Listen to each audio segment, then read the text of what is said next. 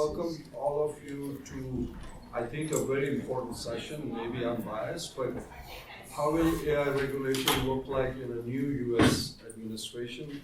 No matter what, we're going to have a new U.S. administration, whether it's President Harris or President Trump, and we have some incredible panelists to talk about this.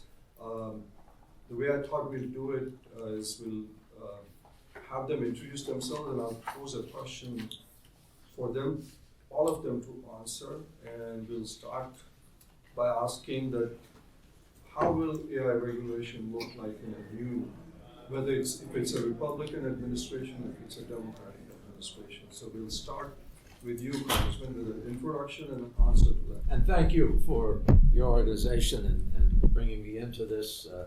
As I think you should all know that Sanjay Puri is the founder and chairman of Regulating AI. Brilliant guy to boot. So I spent 24 years in the U.S. Congress. Over that period of time, was on most of the committees, but particularly appropriations. And for 20 years, I was fairly deeply involved in the defense appropriations, which is basically military procurement and the intelligence community. And now I'm on the outside representing some of those firms, mostly disruptive technology firms. So the question is, how is it going to be different?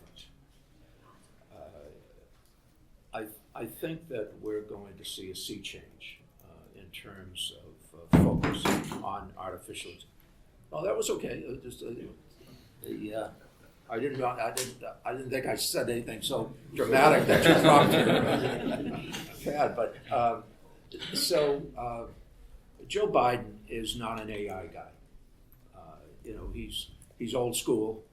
He still likes to meet people with a big hug and kiss on the cheek, which we're not supposed to do anymore. So, but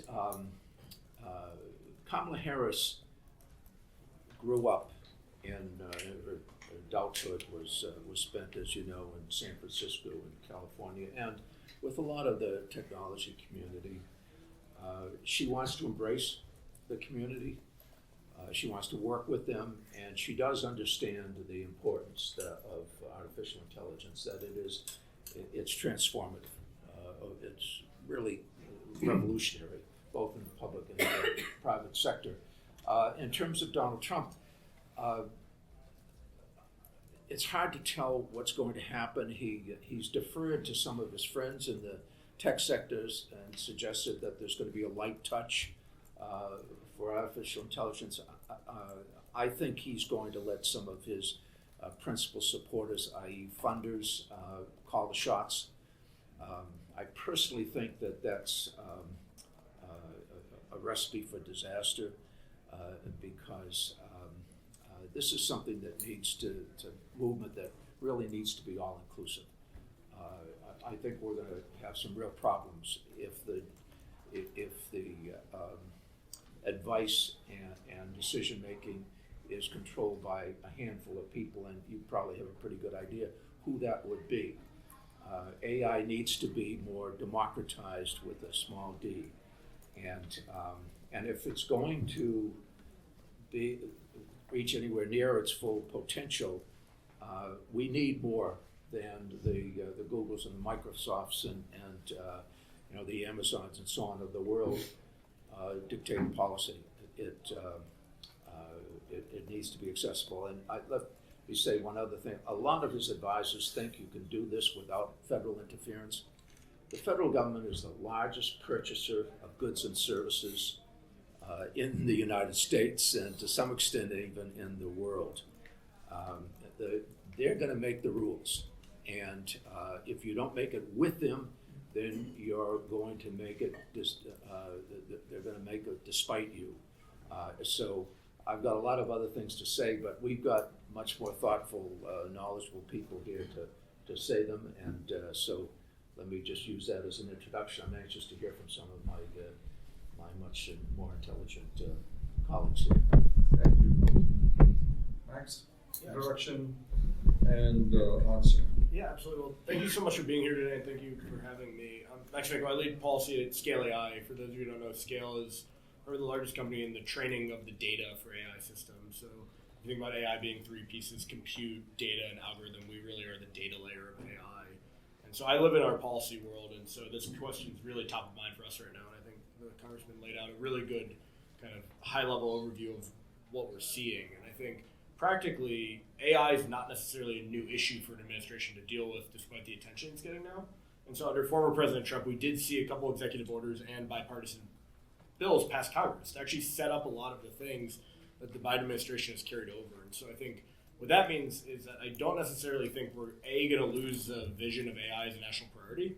I think everyone at this point has recognized that the U.S. has always led in emerging technologies, and AI is probably the most ubiquitous of them all, and will be the most impactful. And so we need to make it a national priority, both from the national security side, as well as the commercial use of AI, to ensure that the best technology in the world is being developed here, not abroad in places like China. The smartest engineers want to come here to work, and we're finding ways to ensure that the U.S. leads in this technology. The next piece becomes like the so how do we do it question. I think that's probably where the biggest differences will be. Not because I think people fundamentally have differences of opinion around we need to do things like ensure AI is safe to deploy, but the how do we ensure AI is safe to deploy is probably up for debate. And happy to chat through further like what we think the right approaches for that are around governing the use of the technology, not the underlying technology itself, ensuring that the right risk-based approaches are in place to ensure that you're governing the risk of that use, not just a foundational one-size-fits-all thing. But ultimately, to the Congressman's point, it's critical that we all get around the table and discuss this. I think that we've been really happy to see the progress that the Biden-Harris administration has made on their executive order implementation. Groups like the AI Safety Institute have stood up and others, but now we have to figure out how to authorize that, how to give it congressional oversight. What should their roles be long-term? And then ultimately, regardless as we have a new administration come in, it's okay, what do we want the next 4 years or 8 years to look like of this? And what is that roadmap we have to ensure that, like we talked about before, the U.S. leads the world in this? And how do we do that both from the congressional side? How do we do that from the federal government, quote-unquote, administrative side? And then ultimately as industry, how do we work with them to ensure that what we put out there is the best policies to do that? Thanks, Max. Josh, introduction and answer. Sure. I'm Josh Nielberg. I'm the founder and president of Ampersand Strategies. I am playing the role of the crass political hack on today's panel. I'm not deeply versed in the technology, so what I'm looking at is difference in approaches between potential administrations, and the nice things we have breadcrumbs, right? President Trump has been president before; he has issued executive orders. The Vice President Harris, part of the Biden administration, as you said, Joe Biden probably not intimately involved in the AI policy. My guess is the Vice President had some involvement in that. So we've seen sort of the differences between them. And I think some of them are temporal. I mean, the Trump administration executive order was 2020, 2023. It's a lifetime of difference, right? But if you see, and some of this is more of the sort of traditional partisan lens, right? The Trump administration's executive order was much more focused on development and leading the world, and had a more libertarian, I think, framework to it. And the Biden administration EXO was more focused on controlling threats while also expanding, but just a different approach. And I think that's the kind of thing we're going to have to be looking for, keeping in mind that, again, we're now at least 2 years further down the line, and the world's changed even more. So that's what I think we'll be looking for. And I've got some other thoughts on potential concerns, but we'll get to this later. We get a political view, business view. Max, for some of our folks here and others who really are trying to figure out how do they plan their business priorities, how do you balance, AI regulation while the need for innovation, like your company has to do in a new administration? Yeah, it's a really good question. I think it's beyond just a new administration, because I think what we've seen as well is the world's not slowing down as well as the states actually aren't slowing down too. And there's some high-profile state bills that are actually moving right now, and every day we're seeing new copies of them and things. And so from a business certainty perspective, if you're a developer or a deployer of AI, there's a lot of different things to balance. I think you saw Colorado pass the first comprehensive AI bill as a state. There's one in California right now that's becoming very high profile due to the people who are weighing in on both sides of it. And then I think you're also seeing like the implementation of the EU AI Act, which is obviously probably a little different approach than the US government will ultimately take, which is not abnormal for the US and Europe to look at on different sides of an issue. But ultimately, I think it comes down to when you're the US government, what we've seen is a commitment to North Star of balancing, to your point, innovation and safety. And so in our opinion, it's how do we ensure that, as I mentioned before, the best technology in the world can develop here and you can deploy the best technology in the world. But if you're going to deploy AI into a use case, does it do things that are harmful and or illegal? If we have existing laws on the books, we can enforce them, but we have to make sure they actually apply for AI. And then ultimately, where gaps exist in a regulatory system, we need to fill them in. And then I think to your point with the new administration, the how becomes a little different, because if you have a President Trump, they might just frankly focus on things that are different than a President Harris. And we've already seen President Biden come out with a huge push around things like equity and inclusion and bias and harm, whereas it's probably not a stretch to say that President Trump might focus on some different things, which is fine. And I think really what it comes back to is how do we continue to reach that North Star, which is how do we roll out very innovative, good technology, but it's also safe to deploy and ultimately perform the use case that it's intended to do. And then from the company side, I think it's, as we see kind of this massive trove now of many different state regulations coming out, many different federal regulations, international regulations, it's how do they all work together? And I think we'll be the first to say, I don't think asking for one-to-one harmonization is realistic. We've never really seen that. But what do we need to be interoperable? We need the fundamental standards to be interoperable so that we can ensure that the testing frameworks are the same regardless of where you're doing it. A certain government might just ask you to ramp that up one way or the other. We need things like that to happen, and right now those discussions are ongoing, but it's still early days, so we need to continuously work with, in that case, would be the Department of Commerce looking to move them external to the world, as well as the states to say, hey, like we need one solution here that works well, and then you as a state or you as a federal government or you as an international government still have your own prerogative to change things. That's always been how it is. But we do need some pieces of this thing to work together. Max, you obviously are a large company now, maybe a large startup, whatever you want to call it. Probably there are companies here who don't have those resources. How do they keep track now with, as you said, one perspective, a different perspective, more focus on equity, diversity, etc., maybe not so much others. How do these innovative companies keep track? Yeah, absolutely. And I mean, obviously, I think the Congressman's trying to do that on a daily basis for a lot of companies of all sizes now. And I think from our side, it's really important just to kind of continue to be engaged. I think groups like NIST are fantastic because there's not really a barrier of entry to get in. They work with a lot of groups. I think their AI safety consortium has over 300 members now, or 200 to 300 members, which is amazing. There's probably a lot of companies in this room, including us, that are happily a part of that to build the frameworks and the standards and things. And then I think the other side of it as well is just kind of, it sounds really cheesy, but call your congressman. They obviously are involved in the negotiations every day and will have really good intel, both at the state level as well as the federal level. And then ultimately, I think it's kind of showing the willingness to engage and be a part of the process. And then as kind of growing, I think there's a reason why people like me exist, which is we typically interact with the governments on behalf of companies. And then there's firms like what the Congressman's working at that are doing that on the multi-client level. But I think it's really just kind of showing the desire to be engaged and part of the process. And then the AI community, even though it's a really big one, it's still pretty small underneath it all. There's still not like a ton of different things moving. There's still kind of various working groups and things that all can be a part of. So really, I think it's just getting involved in the right places. Oh, that's fantastic. Well, I just want to underscore what Max is saying.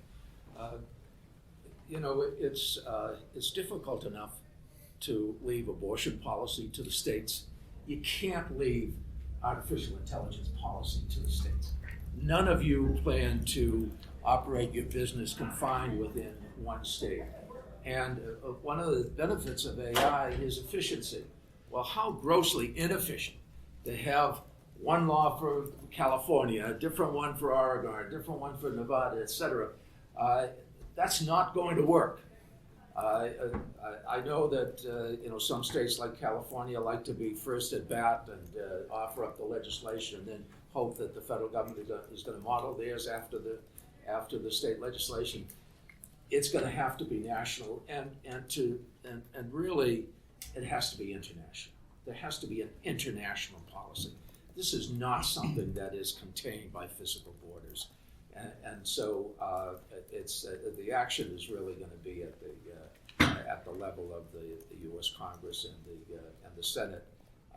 And as you know, the Constitution, whether we like it or not, says that the executive branch carries out the law that's made by the legislative branch. They don't make the law, they implement it. Josh, the Congressman made an important point is that there will be, has to be some kind of federal legislation. In my conversation with a lot of members of Congress, they said the word comprehensive is a no-go in US Congress anymore. There's nothing comprehensive generally that can pass. So you deal with this stuff, I mean, at least on, as you call yourself a political hack, I would call you a political expert. It's a fine line. And he talked about international, one big thing, and I just came from speaking in a panel, harmonization of rules and regulations. The US passed the UAI Act. China is doing its own thing.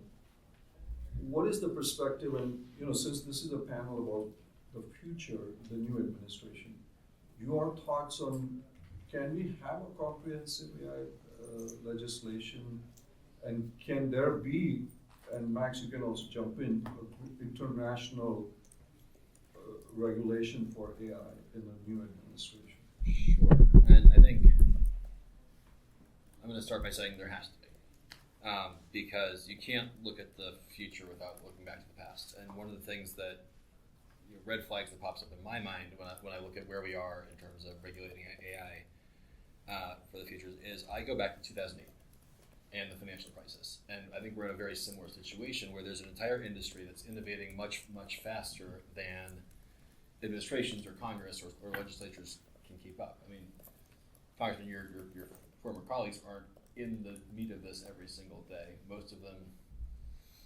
probably aren't aware of all that AI is. I mean, many of them are probably, from my experience, not exactly the most tech savvy to begin with, or of this generation. So what happened in 2008? Diplomatically, they're reactive. They're not sure, proactive. That's a much nicer way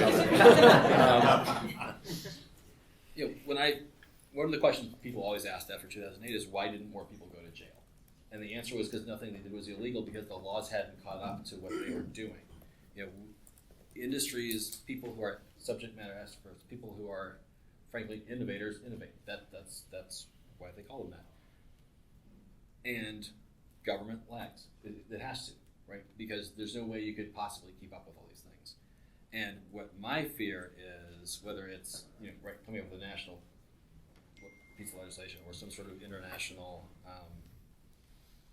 set of standards or whatever it is that we are on the precipice of something that could be much harder to unwind than the financial crisis was, right? If AI is completely unregulated, how many jobs are going to be gone? I mean, we'll start with white collar jobs certainly, but then blue collar jobs, and that's going to kick off a bigger global financial crisis.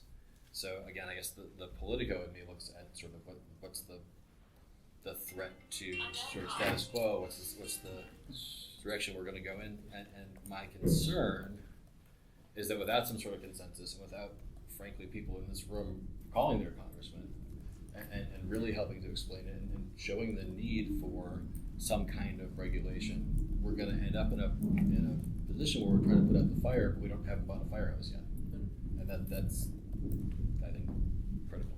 And I think to that point, one of the things that's really important about it is I think if we look at how Congress has approached this issue, it's actually been fairly regular order, quote unquote. It's been deliberative. We've seen hearings in every committee, and like 8 different committees of jurisdiction touch AI, if not all of them, quite frankly. And I think when Leader Schumer made the announcement just of last April that we were going to do AI, I think people recognize how complicated it is, because AI has actually been in use since the 50s, and financial services and healthcare have been using it a lot more than other industries, but now every industry is tapping into it. And some of the laws actually already apply to AI. The financial service regulators come out and said our existing structure works. We don't need a new one. And I think then you look at how do we regulate it? Do we look at the technology, which is kind of what Europe did, And if you notice in the EU AI Act, they had to slow down for a year because large language models came out and they didn't know what to do with it. And then you have the do we govern the use of the technology? A bunch of people are using laptops in the room saying, no, you can use laptops for nefarious reasons if you want to. The hacking convention, DEF CON was last week. Like, there's plenty of people who are using laptops for nefarious reasons, but we don't govern the laptop. We govern when you do something illegal with the laptop. And I think from our side with AI, it's very much, to your point, how do we future-proof policy so that regardless of the technological innovation that comes with it, it's there for it. And that's why I think the use case specific regulation is so important. And then ultimately we have to figure out how it meshes with the other regulations on the books. Because if we do new regulations, if we were to have, say, new regulations in the aviation space just for AI, well, if a drone uses AI, does that mean that the new regulation supersedes the existing one? Like, how does that work? And so I think it's important that we get this right because of how important it is. And I think Congress has been doing a pretty good job with that. The states have always moved faster than the federal government. But I think to the Congressman's point, that's why a federal policy is so important. And then it's how do we fill in the gaps at every agency, because they're all going to have to be thinking about this. And it's really, I defer to the Congressman on when the last time we had to think about something this like ubiquitous was. But it's been a really long time. And quite frankly, I think that's why we're seeing it proving to be a little more challenging, just because A, it's critical that we get it right, and B, it's a really complicated thing to figure out. Having said that, if I could, there will be legislation next year. It's not going to be in time for this election, but it will happen next year. The two bills to keep in mind to watch would be Gary Peters's and Tom Tillis. Peters is the chair of the Homeland Security Committee, and the bill that Maria Cantwell and Todd Young have put forth. Maria is the chair of the Commerce Committee. Those are probably where the committees are, where most of the action is going to be, and both of them are consistent with each other, and I think they're going to be the foundational pieces of legislation. And I think to that point, why they're good is one deals with the government buying the side of it. The Peters-Tillis bill, the Prepared Act, deals with how the government is going to procure AI. And the executive order actually looked at a lot of this because an executive order can. And then they've had accompanying what's called OMB memos or policy directives coming out of the Office of Management and Budget. And then the Cantwell-Young bill, the Future of AI Innovation Act, deals with kind of setting up both the NIST work under the Department of Commerce at the AI Safety Institute and authorizing it and talking through how NIST needs to build standards and frameworks and things. And we need to have the measurement science right. And then ultimately, how do we start to put in place the foundations of a safety system? And so I think they are really good foundational elements. And then ultimately, how do we build on that to get to the rest of the policy checkpoints that we need? And we did mention they're bipartisan bills. Tom Tillis is a Republican, Todd Young is a Republican. So they have sustainability. If the Senate goes Republican, you're probably going to see pretty much the same bill, whichever is in the majority. This is really a question for all three of you. I mean, in the conversations I have with a lot of members of Congress, some point comes up that for AI, just like we have the FAA, we have the FDA, we need a separate regulatory body. Is that a possibility in this new administration, Congressman?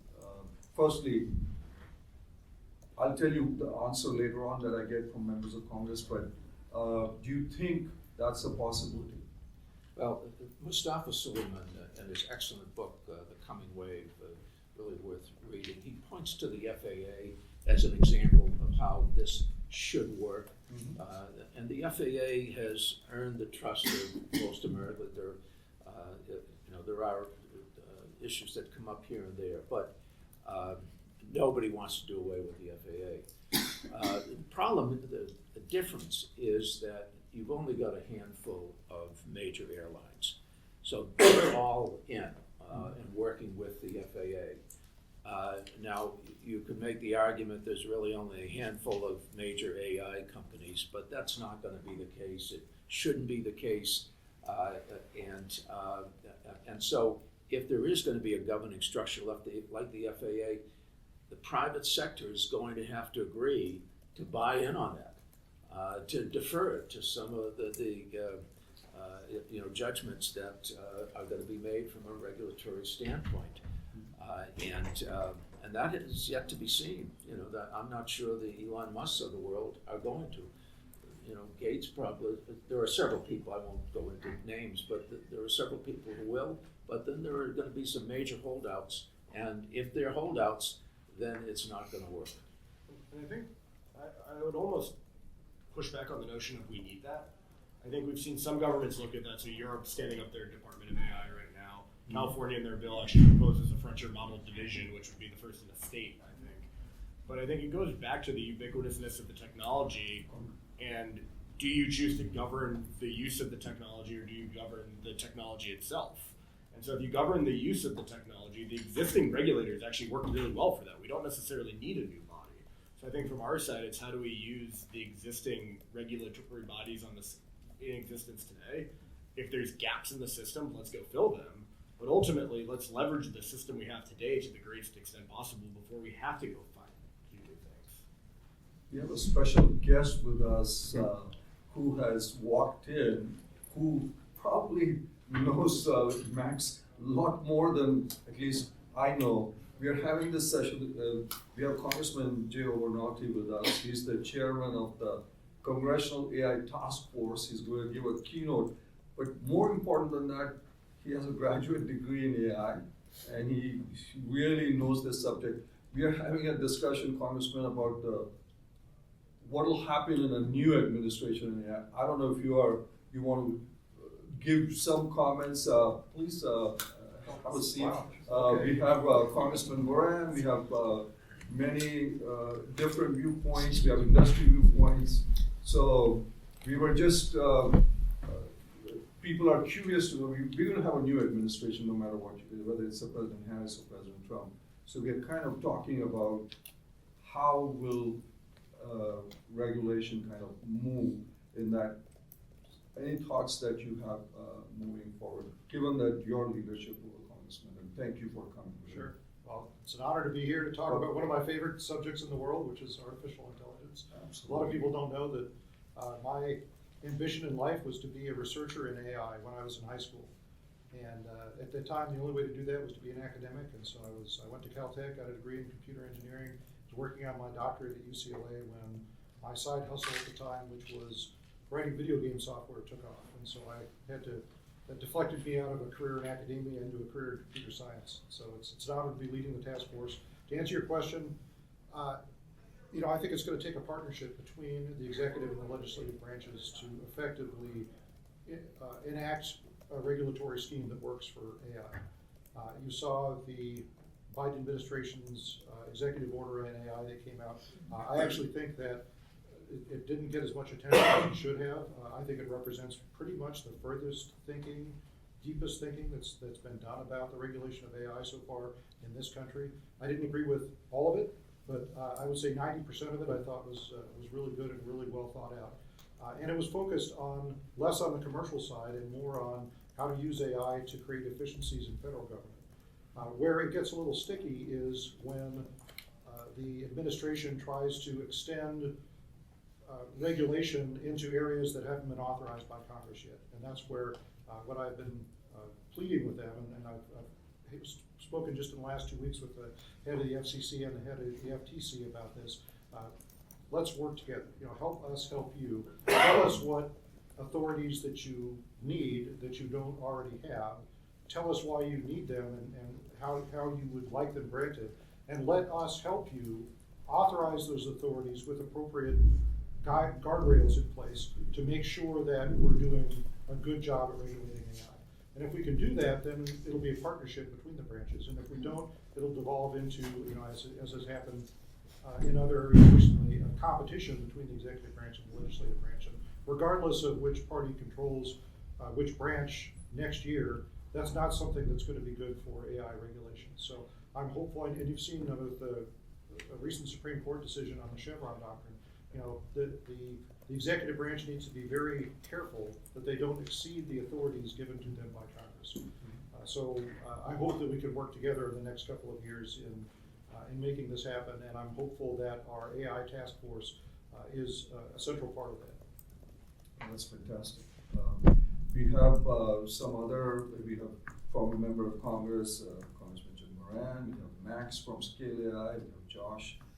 So we've been having very interesting discussion for some of the entrepreneurs in this room, etc. Is there something, would it matter to them which administration came in? I mean, you know, because this session is about what will happen to AI regulation in a new administration. This is, you know, all these folks who are standing here, this is an AI conference. Would it matter at all to them, Congressman? I think it will, but what will matter more is preemption. So we have just seen in the domain of digital data privacy what can happen if the federal government does not get preemption right. So the Congress decided not to act on enacting a digital data privacy standard when the EU did so a decade ago. And now we have 27 different state regulations on privacy and counting, and I'm sure eventually it's going to be 50.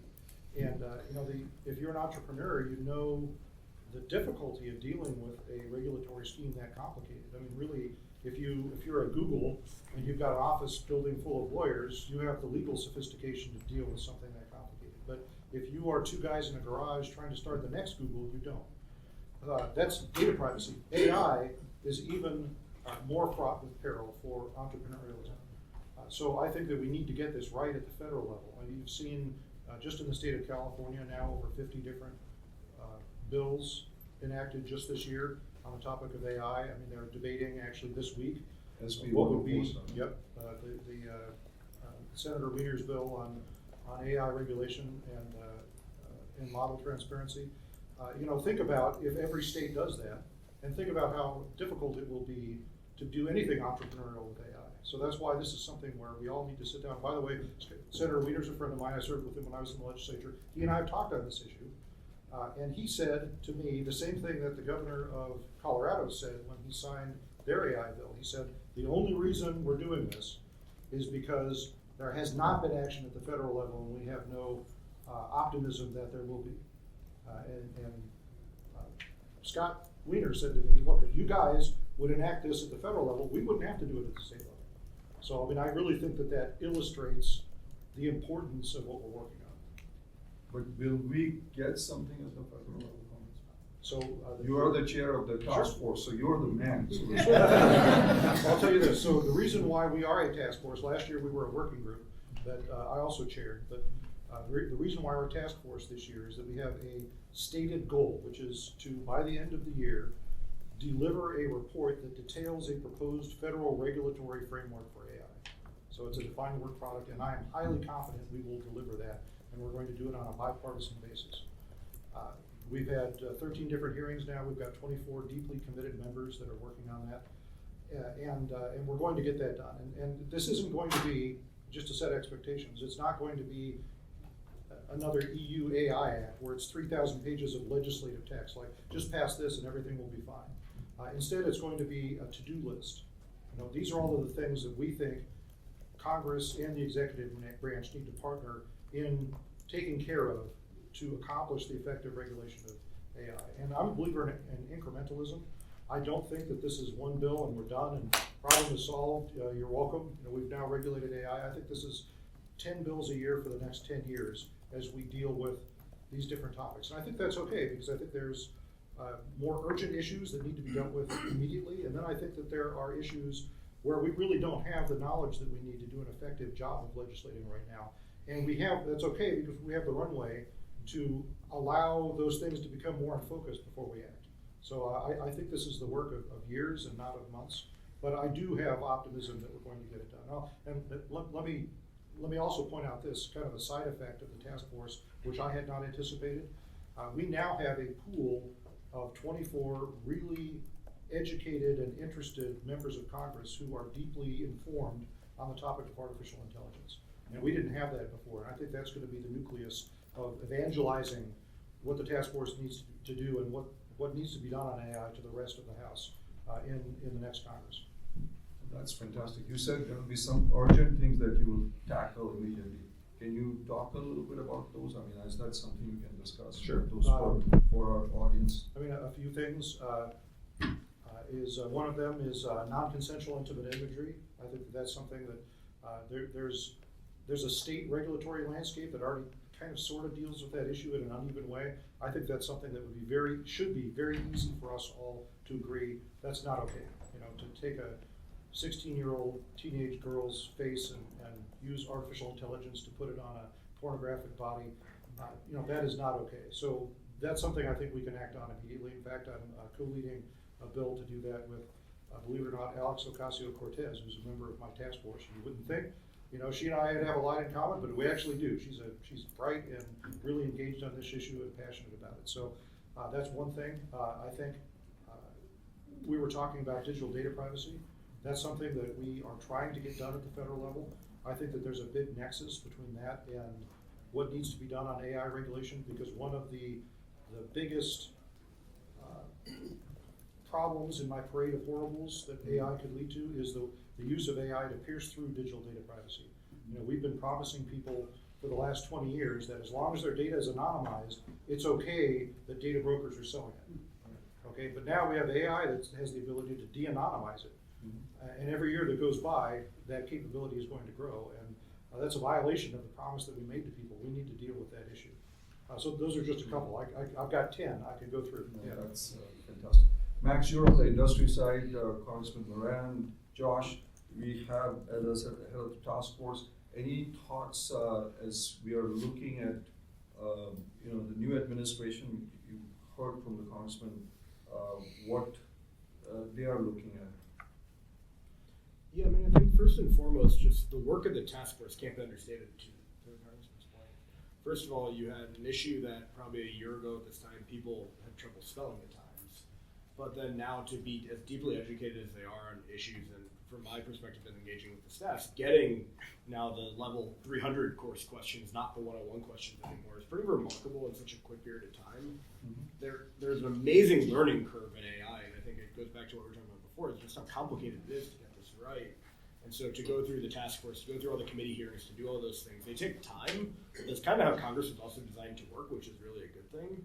And then now ultimately it shifts from the learning stage to the legislating stage. And to Congressman Obernolte point, there's going to be different stages of it. Some things are just candidly going to be harder than others. Figuring out the safety framework is a really complicated topic that we have to get right. But it's way harder on the top right of the curve as a legislative priority than it is to do some of the things that you were just mentioning, as well as things, in our opinion, like making sure that there's data requirements at the agencies to start getting ready for AI-ready data pieces, to make sure that there's other sides of it around if the government's going to buy AI, what should the test and evaluation framework to be to make sure that we're spending government resources on good AI, high-quality AI systems. And so I think now it's kind of figuring out, as we see the task force report, where on the roadmap each step is, and then ultimately how we can all work together, regardless of who's in charge in 6 months or however long it is, to go start checking the boxes on those steps of the roadmap, and whether it takes a year to do it or 10 years to do it, we all have to do it because it's that important to get it right. That's pretty important. Congressman Moran? Well, let me just say that, Jay, you are not typical of your colleagues. This is a whole new industry perspective. I think it's intimidating for a lot of members, but they're all going to have to vote.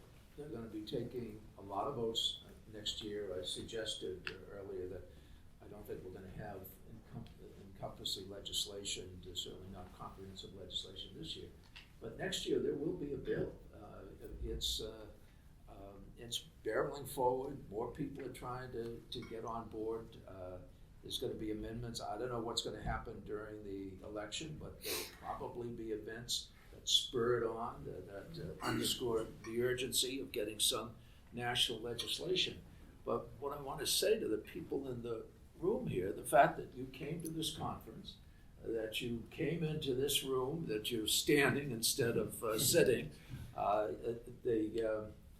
it shows that you have a commitment to the legislative process. And I would urge you to get to know your member of Congress. He or she is not going to be like Jay. They don't know what they're talking about, frankly, for the most part. They're trying to learn it. They know they have to act responsibly. They know it's important. They've got good staff. They're trying to hire staff. There aren't a whole lot of staff out there that aren't making a lot more money in the private sector, but nevertheless, they're going to be called upon to put legislation together. And as the congressman I know would agree, all politics is personal. If you can develop a relationship with your member of Congress, it could be instrumental. Be somebody that they can call on, that they feel comfortable discussing this with. You can kind of own part of what legislation is going to emerge. That opportunity presents itself, even more so than what happened with the savings and loan crisis. A lot of people thought they knew what they were doing. Certainly the bankers thought they did. I'm not sure how accurate they were, but nobody's claiming to know a whole lot about an issue as important as this. You undoubtedly know more than most of the members who are trying to represent you. So get active, get engaged. If you don't know whose district you're in, find out. Make an appointment. Talk with the staff, and the staff may very well refer you to the member themselves. And then they'll want to have some input into what Jay's task force is doing. It will probably be a select committee by the time you finish, but that's the way it should be done. Yeah, and you got to democratize this legislative process because it's going to affect you one way or the other. If you let other people make those decisions, you have only yourself to blame. Yeah, I don't want to contradict you, Congressman, but I think there probably are a lot of people out there who think they know a lot about this. And if the people in this room aren't the ones calling their Congress people, those people will. The fact that you are in this room means you are good actors, not bad actors. And as we are making policy, as we are seeing the effects of policy, right, who do we want shaping that legislation and being the tutors for your legislators who are going to make that policy? Yeah. I think to reiterate what you said, the fact that you're in this room gives you a lot of power in terms of your ability to shape regulation and legislation that will reflect the reality of what AI is and how it's developing versus, what someone who, to use the phrase, did their own research online comes up with, and then because they're the ones who called, right? I mean, we all know a lot of times, members of Congress will they tally the calls that come in, and there's a story I know about a member of Congress who voted some way on a piece of legislation because the calls came in 2-1 against the bill. And when someone says, well, how many calls came in? I said, no, they were 2-1. There were 3 calls, right? And 2 of them were probably bots. Right, exactly. Well, there's pre-bot, but exactly, right? But you have expertise, you have interest. You're here because you are part of shaping what this future is going to be. That's an incredible amount of power, and building those relationships with your legislators at the state and federal level, you will have more influence on policy than I think you probably realize. Because you are coming in as a constituent, so they're going to listen to you, as an expert on something that they probably hear a lot about. I don't know what it is. Just tell me what to do. That gives you a lot of power, and I would rather see the people in this room use it than people in a control farm outside of Moscow. Congressman, is the task force doing any kind of coordination with our international allies or partners, let's say the US just passed the EU AI Act or others, so that there's some, I'm carefully using the word harmonization, but is that going to be discussed that earlier in the future so that companies, as you say, you don't want to deal with patchwork of laws within the states, but patchwork of laws outside the country too, because most companies are co-open sometimes. We absolutely are, and that is work that is going to continue, but for now, we are liaising with our international partners. Right now, what we're trying to harmonize isn't necessarily the regulation of commercial AI as much as it is international cooperation to prevent the proliferation of malicious AI. And I think that that is going to take on much the same tenor as non-proliferation of nuclear weapons, for example, where we look at precursors. Like we're very concerned about who's enriching uranium and what they're doing with it. Well, in the future, we're going to be concerned about where the big accumulations of compute are. We're going to establish international know your customers requirements on large amounts of compute to make sure that we know what compute is being used for, just in the same way that we do for nuclear weapons. And that's going to require collaboration with our international partners.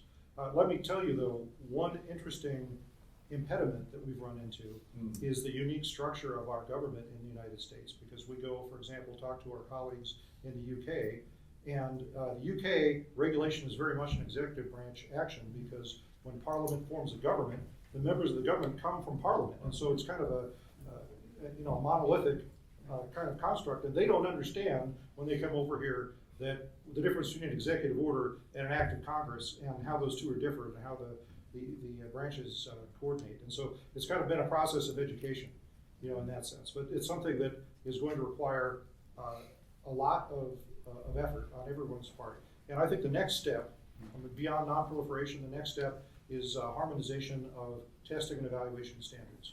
Because I think if we can all agree on what malicious use of AI, what the potential risks are, and as you know, NIST has been instrumental in that conversation so far.